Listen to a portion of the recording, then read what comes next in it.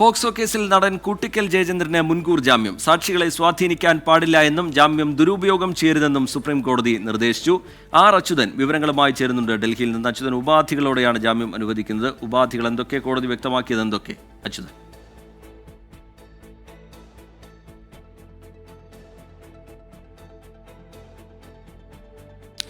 R അച്യുതനിലേക്ക് അല്പസമയത്തിനകം തന്നെ എത്താം. ടെലിഫോൺ ബന്ധത്തിൽ ചെറിയ ചില സാങ്കേതിക തടസ്സങ്ങളുണ്ട് എന്നാണ് മനസ്സിലാക്കുന്നത്. അത് പരിഹരിച്ചതിന് ശേഷം ഈ വാർത്തയുടെ വിശദാംശങ്ങൾ ആർ അച്യുതൻ ഡൽഹിയിൽ നിന്ന് പങ്കുവയ്ക്കും.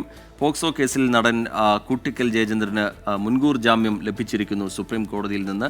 ചില ഉപാധികൾ കോടതി ജാമ്യം നൽകുന്ന ഘട്ടത്തിൽ മുന്നോട്ട് വയ്ക്കുന്നുണ്ട്. സാക്ഷികളെ സ്വാധീനിക്കാൻ പാടില്ല, ഒരു തരത്തിലുള്ള ഇടപെടലും ആ സ്വഭാവത്തിലുണ്ടാവാൻ പാടില്ല, ജാമ്യം ദുരുപയോഗം ചെയ്യരുത് എന്നതടക്കമുള്ള കാര്യങ്ങൾ സുപ്രീം കോടതി നിർദ്ദേശിക്കുന്നുണ്ട്. ആർ അച്യുതൻ വിവരങ്ങളുമായി ചേരുന്നുണ്ട്. അച്യുതൻ, തുടരാം. അച്യുതൻ.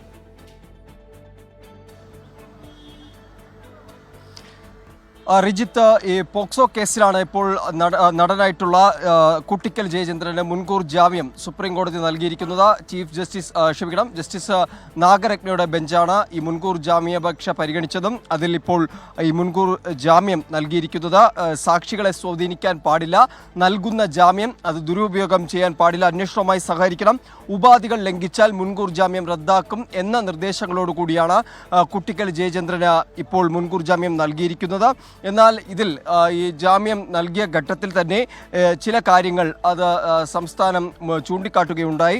അതായത് കേസിനെ സംബന്ധിച്ച് രാഹുൽ ഈശ്വർ കേരളത്തിൽ നടത്തിയ വാർത്താ സമ്മേളനം കോടതിയിൽ ഉന്നയിക്കുകയാണ് ഉണ്ടായത്. കുട്ടിയുടെ അമ്മയുടെ തന്നെ അഭിഭാഷകൻ ആ ഘട്ടത്തിലാണ് നാഗരത്ന പറഞ്ഞത്, ഈ ജഡ്ജിയും അഭിഭാഷകരും തമ്മിൽ കോടതിക്കുള്ളിൽ നടക്കുന്ന വാദങ്ങളല്ല പ്രധാനം, അത് അല്ല പുറത്തേക്ക് നൽകേണ്ടത്, മറിച്ച് കോടതി ഒപ്പിട്ട് നൽകുന്ന അന്തിമ ഉത്തരവ് അതാണ് പ്രധാനമായിട്ടുള്ളതെന്നും ജസ്റ്റിസ് നാഗരത്ന ഇതിൽ പറഞ്ഞു. ഇതിൽ തുടക്കത്തിൽ തന്നെ കൂട്ടിക്കൽ ജയചന്ദ്രൻ കോടതിയെ അറിയിച്ചത് ഈ കേസ് അത് കെട്ടിച്ചമച്ചതാണ്, അതിൽ പറയുന്ന ആരോപണങ്ങളെല്ലാം തെറ്റായിട്ടുള്ളതാണ് എന്നുള്ള വാദങ്ങളാണ് മുൻപോട്ട് വച്ചത്.